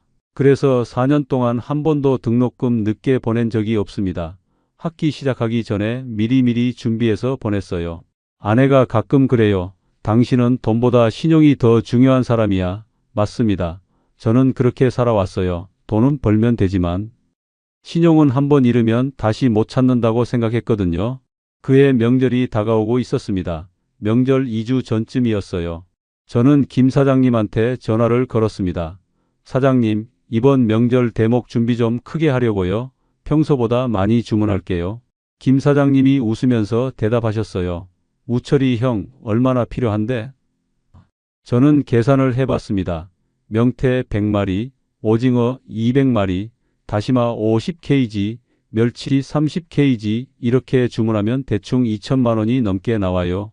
거기에 추가로 선물 세트종, 포장 재료, 북어포, 황태 이런 것들까지 합치면 거의 3천만 원 가까이 됩니다. 큰 금액이죠. 하지만 명절 대목이니까 그 정도는 투자해야 합니다. 사장님, 2,500만 원어치 정도 주문할게요. 제가 말했습니다. 김 사장님이 알았어. 형, 언제까지 필요해? 라고 물으셨어요. 다음 주 월요일까지 보내주시면 돼요. 대금은 그날 바로 입금할게요. 김 사장님은 그래, 형은 믿고 거래하지 뭐 하시면서 흔쾌히 수락하셨습니다. 30년 거래한 신용이 있으니까. 이렇게 큰 금액도 외상으로 거래할 수 있는 거죠. 저는 통장을 확인해 봤습니다. 그동안 모아둔 돈이 3천만 원이 조금 넘게 있었어요. 월요일에 김 사장님한테 1,200만 원 정도 보내고 화요일에 민지 등록금 300만 원 넘게 보내고 그래도 여유 자금이 1,500만 원 정도는 남습니다. 괜찮다고 생각했어요. 명절 매출 잘 되면 금방 회복되니까. 이번 명절만 잘 넘기면 올 한 해도 무사히 마무리할 수 있을 거라고 믿었습니다. 그날 저녁 아내한테 말했어요. 여보, 이번 명절 대목 크게 준비했어. 잘 되면 우리 올해 좀 편하게 지내겠어. 아내가 웃으면서 당신 그렇게 열심히 사는데 안 될 리가 있나 했습니다. 민지한테도 전화했어요. 민지야, 등록금 다음 주에 보낼게. 걱정하지 마. 민지가 아빠 고마워. 아빠는 정말 한 번도 안 늦추시더라 하면서 좋아했습니다. 그렇게 평온한 하루였습니다. 22년 동안 쌓아온 신용, 믿고 거래하는 도매상, 기대하고 있는 딸, 응원해주는 아내, 다가오는 명절 대목, 모든 게 완벽해 보였어요. 그런데 그날 밤 제 인생을 뒤흔들 일이 시작됐습니다. 그날은 금요일이었습니다. 명절이 2주 정도 앞으로 다가온 금요일 밤이었어요. 저는 저녁 9시쯤 가게 문을 닫았습니다. 평소보다 조금 일찍 마감한 거예요. 내일 토요일부터 본격적으로 명절 손님들이 몰려올 테니까 오늘은 일찍 쉬려고 했거든요. 집에 도착해서 샤워하고 소파에 앉아 TV를 보고 있었습니다. 아내는 부엌에서 설거지하고 있었고요. 평범한 금요일 저녁이었어요. 밤 10시 정각쯤이었습니다. 휴대폰에서 문자 알림이 울렸어요. 처음에는 대수롭지 않게 생각했습니다. 요즘 스팸 문자도 많이 오잖아요. 근데 화면을 보는 순간 눈이 커졌습니다. 입금 150만 원이라고 적혀 있었거든요. 150만 원이요? 적지 않은 돈이죠. 입금자 이름을 봤습니다. 한민수. 저는 한민수라는 사람을 전혀 모릅니다. 손님 중에도 없고 친구 중에도 없고 거래처에도 그런 이름이 없었어요. 이상하다 싶어서 통장 앱을 열어봤습니다. 정말로 150만 원이 들어와 있었어요. 실수인가? 누가 잘못 보낸 건가? 그런 생각이 들었죠. 그런데 그때 또 문자가 왔습니다. 이번에는 입금 1원이라고 나왔어요. 그리고 입금자명 옆에 메시지가 적혀 있었습니다. 계좌 잘못 보냈습니다. 몇 초 후 또 문자가 왔습니다. 입금 1원, 메시지는 이 번호로 연락주세요. 10. 또 문자가 왔습니다. 입금 1원, 메시지는 월요일에 경찰 신고합니다. 또 문자가 왔습니다. 입금 1원, 메시지는 문자 안 보내면 바로 신고하겠습니다. 저는 그 순간 온몸이 굳어버렸습니다. 뭔가 이상했거든요. 150만 원이나 되는 돈을 잘못 보낼 사람이 있을까요? 그것도 금요일 밤 10시예요. 게다가 이원식 여러 번 보내면서 협박조 메시지를 남긴다는 게 말이 안 됩니다. 진짜로 잘못 보낸 사람이라면 전화를 걸거나 은행에 연락했겠죠. 저는 급하게 인터넷 검색을 해봤습니다. 모르는 돈 입금 1원. 여러 번 입금 협박 메시지 이런 키워드로 검색했어요. 그랬더니 관련 기사들이 쏟아져 나왔습니다. 신종 사기 통장 묶기 급증, 모르는 돈 입금되면 절대 연락하지 마세요. 금요일 밤 노리는 악질 사기범들. 기사 내용을 읽는데 손이 떨렸습니다. 범죄자들이 일부러 돈을 보낸 다음에 은행에 보이스피싱 피해 신고를 한대요. 그러면 받은 사람 계좌가 즉시 동결된다는 거였어요. 여보, 저는 아내를 불렀습니다. 아내가 부엌에서 나오면서 왜 그래? 물었어요. 이것 봐. 모르는 사람이 150만 원을 보냈어. 그리고 이원식 여러 번 보내면서 협박 메시지를 남겼어. 제가 휴대폰을 보여줬습니다. 아내가 화면을 보더니 이게 뭐야? 사기 아니야? 라고 했어요. 맞아. 인터넷 보니까 통장 묶기 사기래. 요즘 많이 당한대. 그럼 어떡해? 아내가 불안한 표로 물었습니다. 저도 막막했어요. 일단 저 번호로는 절대 연락하면 안 된대. 연락하는 순간 개인정보 노출되고 더 큰 피해 본다고 해. 그럼 어떻게 해야 하는데? 아내가 다급하게 물었습니다. 월요일에 은행 가서 신고하고 경찰서 가서 고소장 써야 한대. 지금은 주말이라 은행 문 닫았잖아. 저는 다시 기사를 읽었습니다. 금요일 밤이나 주말에 주로 발생한다는 문구가 눈에 들어왔어요. 범죄자들이 일부러 은행 문 닫는 시간을 노린다는 거였죠. 이 새끼들이. 저도 모르게 욕이 나왔습니다. 명절 앞두고 금요일 밤에 이런 짓을 하네. 아내가 그 돈 쓰면 안 되는 거지? 라고 물었어요. 당연하지. 함부로 쓰면 횡령죄래. 절대 손대면 안 돼. 저는 통장을 다시 확인했습니다. 3,200만 원이 있었어요. 여기에 이상한 150만 원이 더해져서 3,350만 원이 된 거죠. 월요일까지 기다려야 하나? 아내가 불안해했습니다. 응, 지금은 어쩔 수 없어. 토요일, 일요일은 은행 문 닫았으니까. 하지만 저는 불안했습니다. 월요일에 김 사장님한테 1,200만 원 넘게 보내야 하는데 만약에 이 사람이 정말로 월요일에 신고하면 어떻게 되는 거지? 기사에는 신고 접수되면 즉시 계좌 지급 정지라고 나와 있었어요. 그럼 제가 아무것도 못하는 거잖아요. 에이, 설마. 저는 애써 태연한 척했습니다. 월요일 아침에 바로 은행 가서 처리하면 되겠지. 너무 걱정하지 마. 하지만 속으로는 불안감이 커져갔습니다. 왜 하필 금요일 밤이지? 왜 하필 명절 2주 전이지? 이 타이밍이 우연일까? 그날 밤 잠을 제대로 못 잤습니다. 계속 휴대폰을 확인했어요. 혹시 또 메시지가 오나 싶어서요. 아내도 뒤척이는 소리가 들렸습니다. 둘 다 불안했던 거죠. 새벽 2시, 3시까지 잠을 못 이루고 천장만 바라봤어요. 괜찮을 거야. 저는 스스로에게 말했습니다. 월요일에 해결하면 돼. 22년 동안 성실하게 살았는데 무슨 문제가 있겠어. 하지만 불안감은 가시지 않았습니다. 150만 원, 이런 식 여러 번, 협박 메시지, 월요일 신고, 금요일 밤, 이 모든 게 계산된 것처럼 느껴졌거든요. 새벽 3시쯤 겨우 잠이 들었습니다. 하지만 악몽을 꿨어요. 제 통장이 텅 비어있는 꿈이었습니다. 새벽 4시 알람이 울렸습니다. 평소처럼 일어나야 하는 시간이에요. 시장 상인들은 주말에도 쉬지 않거든요. 저는 피곤한 몸을 일으켜 세웠습니다. 겨우 1시간 잔 것 같았어요. 머리가 무겁고 눈이 따가웠습니다. 씻고 옷 입으면서 휴대폰을 확인했습니다. 새로운 메시지는 없었어요. 다행이다 싶었죠. 조심해서 다녀와. 아내가 잠결에 말했습니다. 응, 걱정하지 마. 저는 대답하고 집을 나섰어요. 새벽 공기가 차가웠습니다. 평소 같으면 상쾌하다고 느꼈을 텐데. 그날은 달랐어요. 뭔가 불길한 느낌이 들었거든요. 시장까지 걸어가는 동안 계속 생각했습니다. 월요일에 은행 가서 뭐라고 설명하지? 증거는 뭐가 필요할까? 경찰서는 언제 가지? 가게 앞에 도착했습니다. 셔터를 올리려고 손을 뻗는데 휴대폰이 울렸어요. 문자가 온 거였습니다. 은행에서 온 문자였어요. 심장이 쿵 내려앉았습니다. 고객님의 계좌가 보이스피싱 사기 의심 계좌로 신고 접수되어 지급 정지 조치되었습니다. 저는 그 자리에서 얼어붙었습니다. 지급 정지? 벌써요? 아직 월요일도 안 됐는데요? 떨리는 손으로 은행 앱을 열었습니다. 빨간 글씨로 경고. 문구가 떠 있었어요. 본 계좌는 금융사기 의심 계좌로 지급 정지되었습니다. 입출금 및 이체가 불가능합니다. 잔액은 3,350만 원으로 그대로 보였습니다. 하지만 아무것도 할 수 없다는 거예요. 한 푼도 못 쓴다는 거죠. 이게 무슨... 저는 중얼거렸습니다. 다리에 힘이 풀려서 가게 문 앞에 주저앉았어요. 토요일 새벽 4시 은행은 문 닫았고 주변에는 아무도 없었습니다. 저는 완전히 고립된 느낌이었어요. 급하게 은행 고객센터에 전화를 걸었습니다. 토요일인데도 상담원이 연결됐어요. 고객님, 송금인이 보이스피싱 피해 신고를 하셨고 통신사기 피해 환급법에 따라 즉시 지급 정지 조치가 이루어진 것으로 확인됩니다.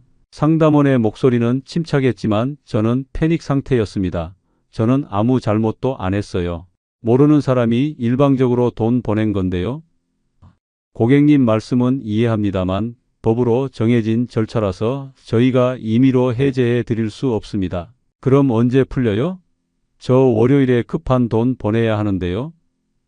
송금인이 신고를 취소하지 않으면 열흘에서 보름 정도 후에 자동으로 검토됩니다. 열흘에서 보름이요? 저는 소리쳤습니다.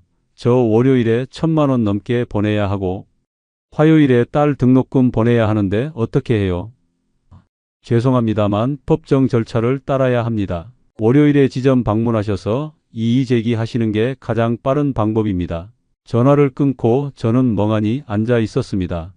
3,200만 원이 통장에 그대로 있는데 한 푼도 못 쓴다니 더 끔찍한 건 제 개인 계좌만 묶인 게 아니라는 거였어요. 상담원이 말했습니다. 고객님 명의의 모든 계좌가 사고 계좌로 등록되어 타은행 계좌도 거래가 제한됩니다. 저는 급하게 다른 은행 앱도 확인했습니다. 역시나 똑같은 메시지가 떠 있었어요. 개인 계좌에 있던 500만 원도 못 쓴다는 거였죠. 합치면 3,700만 원입니다. 제가 평생 모은 돈, 22년 동안 성실하게 일해서 모은 돈, 그게 전부 얼어붙었어요. 그 순간 깨달았습니다. 이 사람들이 왜 금요일 밤 십시를 노렸는지. 토요일, 일요일은 은행이 문을 닫으니까 제가 아무것도 할 수 없게 만든 거였어요. 월요일까지 이틀, 화요일까지 3일, 그동안 저는 속수무책인 거죠. 해가 떠오르기 시작했습니다. 다른 상인들이 하나둘 가게 문을 여는 소리가 들렸어요. 평범한 토요일 아침이 시작되고 있었습니다. 하지만 저한테는 세상이 무너진 아침이었어요. 옆 가게 사장님이 지나가면서 우철이 오늘 날씨 좋네? 하고 인사했지만 저는 대답도 못했습니다. 저는 셔터를 올렸습니다. 기계적으로 움직였어요. 상자를 정리하고 진열대를 닦았지만 정신은 다른 곳에 가 있었습니다. 월요일에 김 사장님한테 1,200만 원 보내야 하는데 화요일에 민지 등록금 350만 원 보내야 하는데 어떻게 하지? 통장에는 돈이 있는데 못 쓴다니 이게 말이 돼요? 150만 원 때문에 제 3천만 원 넘는 돈이 전부 묶였다는 게 말이 됩니까? 저는 그날 하루 종일 멍하니 있었습니다. 손님이 와도 제대로 응대를 못했어요. 사장님 괜찮으세요? 라고 물어보는 손님도 있었습니다. 저녁에 집에 돌아가서 아내한테 말했습니다. 여보, 통장 묶였어. 전부 다. 아내 얼굴이 하얗게 질렸습니다. 뭐라고? 벌써? 응, 토요일 새벽 4시에 문자 왔어. 지급 정지됐대. 그럼 월요일 대금은 어떻게? 화요일 민지 등록금은? 아내가 떨리는 목소리로 물었습니다. 저는 대답을 못했습니다. 저도 모르겠거든요. 22년 동안 한 번도 겪어보지 못한 일이었으니까요. 일요일 아침이 밝았습니다. 하지만 제게는 암흑 같은 하루였어요. 가게를 열었지만 정신은 온통 돈 생각뿐이었습니다. 월요일 김 사장님 대금 1,200만 원, 화요일 민지 등록금 350만 원, 어떻게 마련하지? 집에 현금이 얼마나 있는지 확인해 봤습니다. 고작 10만 원 정도였어요. 요즘 누가 현금을 많이 갖고 다니나요? 다들 카드나 이체로 생활하잖아요. 아내 명의 통장을 확인했습니다. 다행히 아내 계좌는 멀쩡했어요. 저만 묶인 거였죠. 하지만 아내 통장에는 60만 원밖에 없었습니다. 10만 원 더하기 60만 원, 70만 원입니다. 필요한 돈은 1,500만 원이 훨씬 넘는데 70만 원밖에 없어요. 일요일 오후 저는 결심했습니다. 민지한테 전화해야겠다고 떨리는 손으로 민지 번호를 눌렀습니다. 신호음이 울렸어요. 2번, 3번, 4번째에 민지가 전화를 받았습니다. 여보세요, 아빠? 민지의 밝은 목소리가 들렸어요. 저는 목이 메어서 한동안 말을 못했습니다. 아빠? 왜 그래? 민지가 걱정하는 목소리로 물었어요. 민지야. 저는 겨우 입을 뗐습니다. 아빠가. 미안하다. 왜? 무슨 일인데? 민지가 불안해하는 게 느껴졌습니다. 이번 학기 등록금 며칠만 늦춰줄 수 있을까? 제 목소리가 떨렸어요. 전화기 너머로 침묵이 흘렀습니다. 몇 초였지만 영혼처럼 길게 느껴졌어요. 아빠, 무슨 일 있어? 민지가 조심스럽게 물었습니다. 아빠가 황당한 사기를 당했어. 통장이 묶였단다. 저는 솔직하게 말했습니다. 통장에 돈은 있는데 한 푼도 못 쓰는 상황이야. 보이스피싱? 민지가 놀란 목소리로 물었어요. 비슷한 건데? 통장 묶기 사기래. 아빠는 아무 잘못도 안 했는데 억울하게 당했어. 제 목소리가 점점 작아졌습니다. 아빠. 민지의 목소리도 떨리기 시작했어요. 미안하다, 민지야. 4년 동안 한 번도 안 늦췄는데 마지막 학기에 이렇게 돼서 저는 눈물이 났습니다. 아빠, 괜찮아. 민지가 말했어요. 등록금은 나중에 내도 돼. 아빠 먼저 해결해. 그래도 저는 말을 잇지 못했습니다. 진짜 괜찮아. 아빠, 한 학기 휴학할게. 그러면 등록금도 안 내도 되잖아. 민지가 밝게 말하려고 애쓰는 게 느껴졌어요. 휴학? 안 돼. 내가 무슨 잘못이 있다고 휴학을 해. 저는 반대했습니다. 아빠, 어차피 나 취업 준비하려고 했어. 휴학하면 오히려 시간 여유 생기잖아. 민지가 저를 안심시키려고 했어요. 하지만 저는 알았습니다. 민지가 저를 걱정해서 그러는 거라는 걸. 실제로는 졸업이 늦어지면 취업에 불리할 수도 있거든요. 미안하다, 민지야. 정말 미안하다. 저는 계속 사과했습니다. 아빠, 울지 마. 민지가 말했어요. 아빠 목소리 듣는 게 더 힘들어. 아빠는 잘못한 게 없잖아. 고맙다, 민지야. 며칠만 기다려줘. 아빠가 어떻게든 해결할게. 저는 약속했습니다. 전화를 끊고 저는 한참을 울었습니다. 57년을 살면서 딸한테 이런 전화를 할 줄은 몰랐거든요. 22년 동안 성실하게 살았습니다. 새벽 4시에 일어나서 밤늦게까지 일했어요. 명태 냄새, 오징어 냄새 온몸에 배어도 참았습니다. 왜요? 가족을 위해서죠.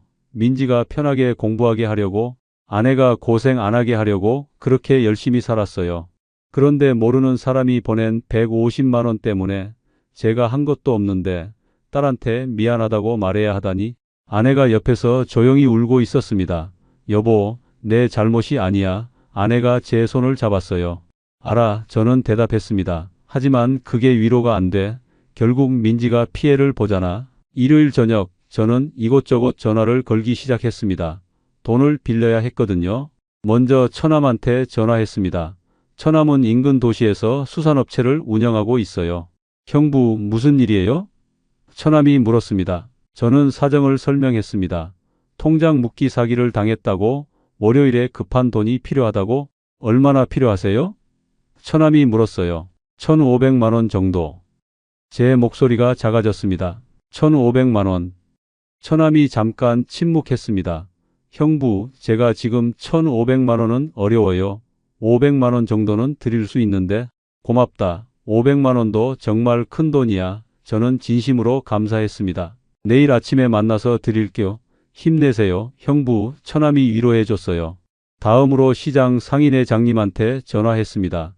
옆 가게 사장님인데 친구처럼 지내거든요. 우철이 무슨 일이야? 회장님이 물으셨어요. 저는 또다시 사정을 설명했습니다. 이번에는 목소리가 더 떨렸어요. 이 나쁜 새끼들. 회장님이 욕을 하셨습니다. 요즘 그 수법이 유행이래. 금요일 밤만 놀인데.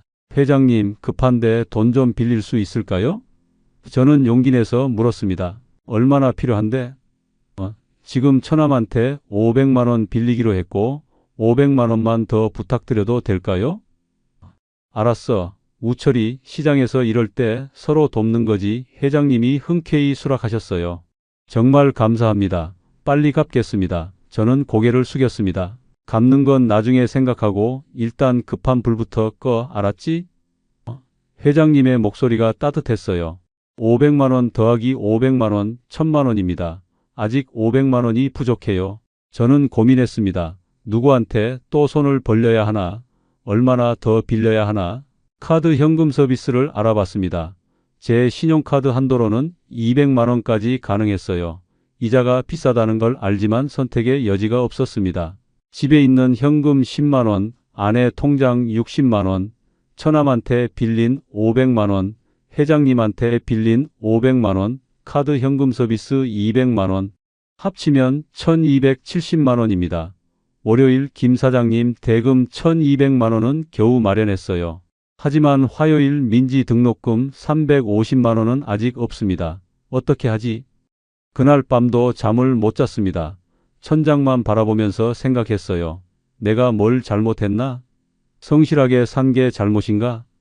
월요일 아침이 밝았습니다. 명절 2주 전이라 시장은 평소보다 더 붐볐어요. 하지만 저는 가게 문을 열지 않았습니다. 대신 은행으로 향했습니다. 은행 문이 열리자마자 들어갔어요. 창구 직원한테 상황을 설명했습니다.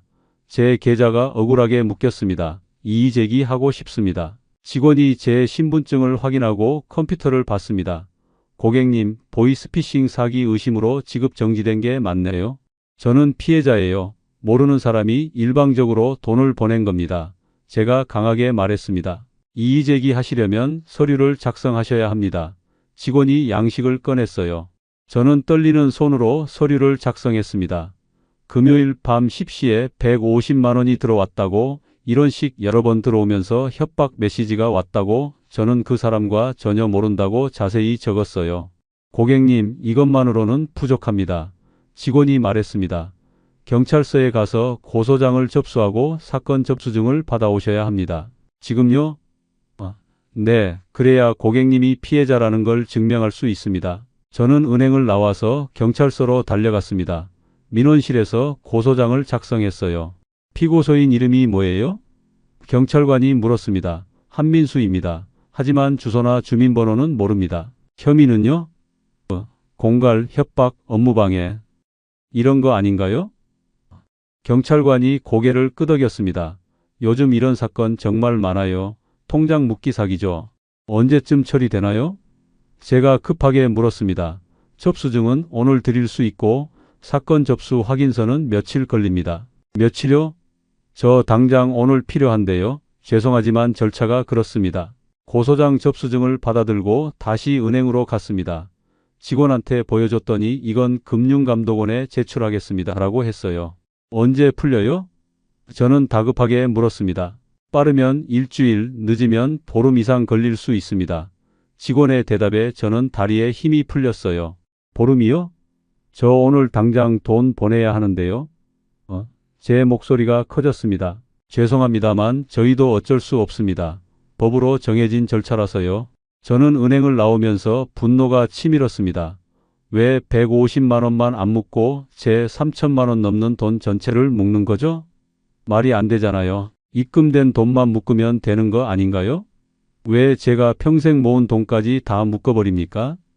오전 11시쯤 처남을 만났습니다. 처남이 500만 원이 든 봉투를 건넸어요.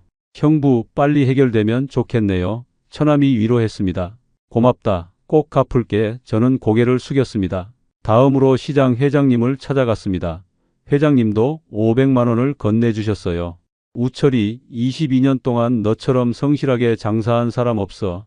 이런 일로 신용 잃지 마.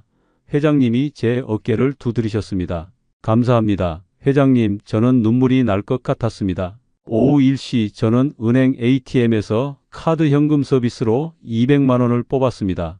손에 돈을 쥐니까 한숨이 나왔어요. 처남 500, 회장님 500, 현금 서비스 200, 집에 있던 돈 70 합치면 1270만 원입니다. 저는 김 사장님한테 전화를 걸었습니다. 손이 떨렸어요. 사장님, 저 우철이에요. 우철이 형, 물건 오늘 도착했는데 대금은 언제 보낼 거야? 그게 저는 말을 잇지 못했습니다. 사장님, 제가 황당한 일을 당했어요. 저는 사정을 설명했습니다. 통장 묶기 사기를 당했다고, 하지만 돈은 마련했다고, 오늘 보내겠다고, 뭐? 통장 묶기? 김 사장님이 놀라셨어요. 우철이 형한테 그런 일이? 네, 정말 억울해요. 30년 거래하면서 단 하루도 안 밀렸잖아요.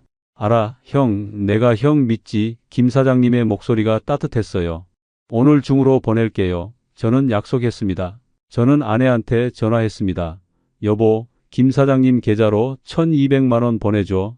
내가 지금 현금 가져갈게.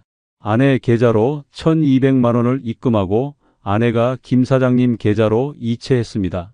보냈어요. 사장님, 제가 김 사장님한테 확인 전화했어요.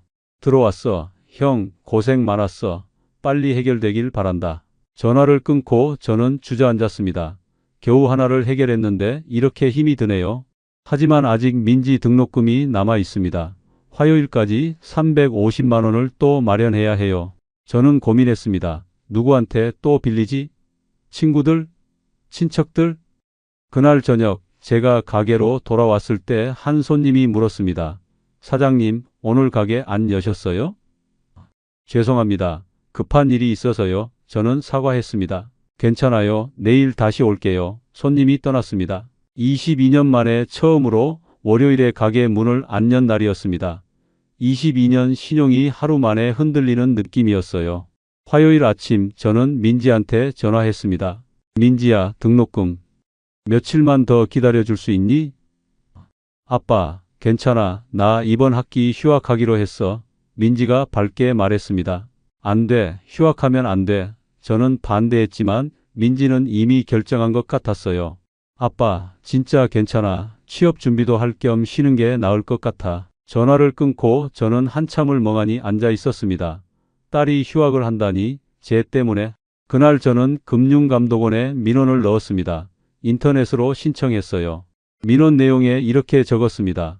저는 아무 잘못도 하지 않았습니다. 모르는 사람이 일방적으로 돈을 보냈고 저는 그 돈을 쓰지도 않았습니다. 왜 150만 원 때문에 제 3천만 원이 넘는 돈 전체가 묶여야 합니까? 입금된 돈만 묶으면 되는 거 아닙니까? 왜 제가 평생 모은 돈까지 다 묶어버립니까? 이게 법입니까? 이건 개법입니다. 저는 22년간 성실하게 장사했습니다. 단 하루도 대금을 밀린 적이 없습니다. 그런 제가 하루아침에 사기꾼 취급받고 있습니다. 제 딸은 등록금을 못 받아서 휴학하기로 했습니다. 제 거래처는 저를 의심하기 시작했습니다. 22년 신용이 무너지고 있습니다. 제발 빨리 조사해서 풀어주십시오. 저는 피해자입니다. 민원을 제출하고 나니 조금 후련했습니다. 하지만 답답함은 여전했어요. 그날 오후 시장 회장님이 가게로 찾아오셨습니다. 우철이 괜찮아? 회장님이 물으셨어요. 회장님, 이게 말이 됩니까? 저는 분노가 터져 나왔습니다. 150만 원 때문에 3천만 원이 넘는 돈이 묶였어요. 나도 말이 안 된다고 생각해. 회장님이 고개를 저으셨습니다. 입금된 돈만 묶으면 되잖아요. 왜 제 돈 전체를 묶습니까? 법이 이상한 거 아닙니까? 법이 그렇게 되어 있대. 보이스피싱 피해자를 보호하려고 회장님이 설명하셨어요. 하지만 저는 피해자가 아니라 가해자 취급받고 있잖아요. 저는 소리쳤습니다. 회장님이 제 어깨를 두드리셨습니다. 우철이 진정해. 곧 풀릴 거야. 하지만 저는 진정이 안 됐습니다. 억울했거든요. 그날 밤 인터넷을 검색하면서 알았습니다. 저 같은 피해자가 정말 많다는 걸. 어떤 사람은 석 달 동안 계좌가 묶여 있었대요. 어떤 사람은 결국 폐업했대요. 어떤 사람은 소송까지 갔대요. 댓글들을 읽었습니다. 법이 개법이다. 묶기는 쉽고 풀기는 어렵다. 선량한 사람만 피해본다. 모두 제 마음과 똑같았습니다. 이 법은 잘못됐어요. 보이스피싱 피해자를 보호하는 건 좋지만 억울한 사람을 만드는 법은 개법입니다. 수요일에 경찰서에서 연락이 왔습니다. 사건 접수 확인서가 나왔다고. 저는 급하게 경찰서로 가서 서류를 받았습니다. 그리고 은행에 제출했어요. 이제 좀 빨라지겠죠? 제가 물었습니다. 금융감독원에서 조사 중입니다. 조금만 기다려주세요. 은행 직원이 대답했어요. 조금이 얼마죠? 하루요? 이틀이요? 일주일이요? 정확히는 모르겠습니다. 케이스마다 다릅니다. 저는 한숨을 쉬었습니다. 이게 무슨 답변입니까? 목요일, 금요일이 지나갔습니다. 아무 연락이 없었어요. 일주일이 지났습니다. 여전히 제 계좌는 꽁꽁 얼어 있었습니다. 시장 사람들이 저를 보는 눈빛이 조금씩 바뀌는 게 느껴졌어요. 우철이 무슨 일 있대? 통장 묶였대? 혹시 사기라도? 소문이 퍼지고 있었습니다. 22년 신용이 일주일 만에 무너지고 있었어요. 열흘째 되는 날 오후 휴대폰이 울렸습니다. 은행에서 온 전화였어요. 고객님, 좋은 소식입니다. 풀렸어요? 저는 떨리는 목소리로 물었습니다. 네, 금융감독원에서 조사 결과가 나왔습니다.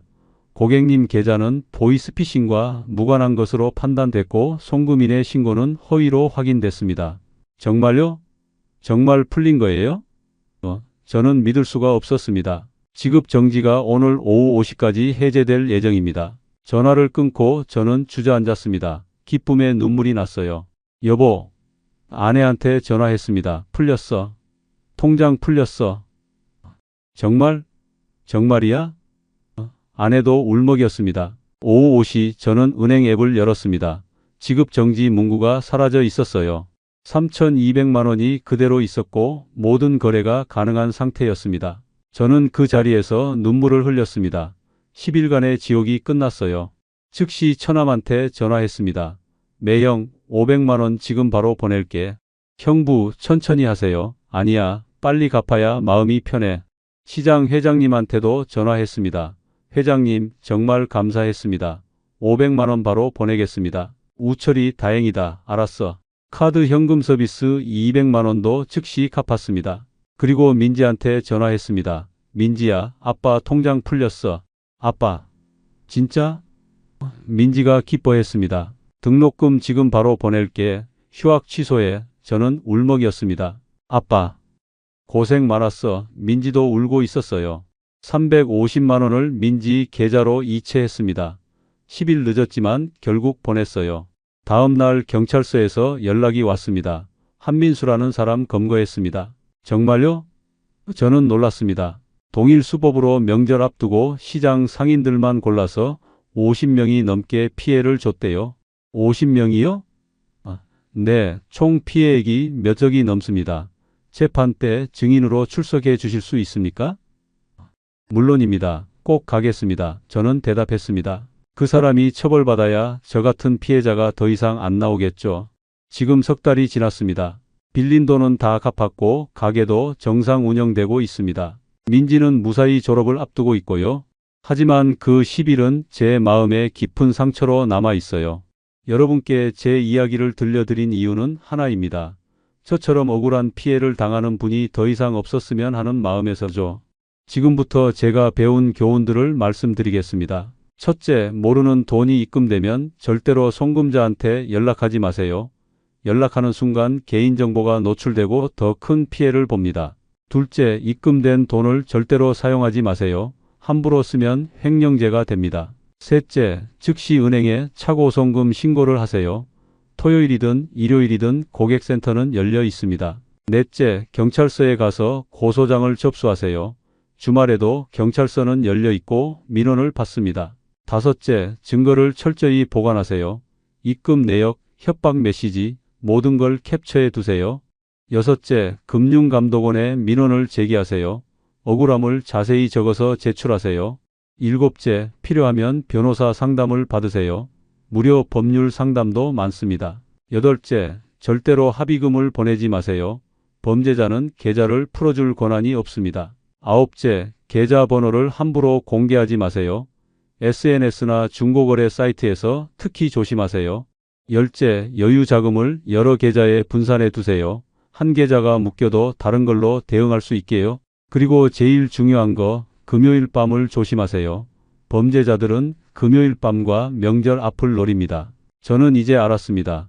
이 사람들이 왜 금요일 밤을 노렸는지. 은행이 문을 닫으니까 피해자가 속수무책이거든요. 명절 앞을 노린 것도 마찬가지예요. 명절 대목 준비하느라 통장에 돈이 많이 있을 때를 노린 거죠. 그리고 법 제도도 개선되어야 합니다. 입금된 돈만 묶으면 되는데 왜 전체 계좌를 묶습니까? 은행 직원도 답답해했어요. 저희도 법이 그렇게 되어 있어서요 라고 했습니다. 법을 만든 분들께 말씀드리고 싶습니다. 보이스피싱 피해자를 보호하는 건 좋지만 억울한 사람을 만드는 건 안 됩니다. 양쪽 다 들어보고 판단해야죠. 일방적으로 묶어버리면 선량한 사람만 피해를 봅니다. 마지막으로 여러분께 당부드립니다. 주변 분들께 이 이야기를 꼭 알려주세요. 특히 나이 드신 부모님, 자영업 하시는 분들께요. 저 같은 피해자가 더 이상 나오지 않았으면 좋겠습니다. 모르는 돈 들어오면 절대 연락하지 마세요. 은행과 경찰에 즉시 신고하세요. 증거를 확보하세요. 포기하지 마세요. 여러분의 권리를 지키세요. 22년간 쌓아온 신용 10일 만에 무너질 뻔했지만 결국 지켜냈습니다. 여러분도 할 수 있습니다. 억울하면 끝까지 싸우세요. 정의는 반드시 승리합니다. 감사합니다. 우리의 이 사연이 마음에 남았다면 좋아요를 눌러주세요. 그리고 소중한 사람들과 함께 이 이야기를 나눠주시길 바랍니다. 여러분의 한마디가 누군가에겐 큰 위로가 될 수 있습니다. 영상이 마음에 드셨다면 구독과 좋아요, 응원 부탁드립니다. 감사합니다.